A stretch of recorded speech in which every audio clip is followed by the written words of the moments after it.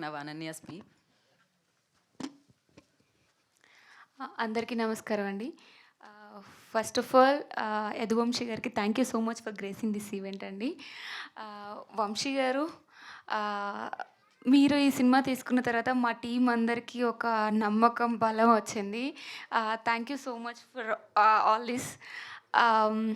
ఒక మంచి సపోర్ట్‌తో మేము ముందుకొస్తున్నాము. ఈ సినిమా అనేది ఒక ఫుల్ మీల్స్ లాంటిదండి. అన్నీ ఉంటాయి. అన్నం, పప్పు, కూర, పచ్చడి అన్నీ ఉంటాయి. ఒక ఆంధ్ర మీల్స్ లాగా ఉంటుంది. అలా మా డైరెక్టర్ గారు దీన్ని డిజైన్ చేశారు.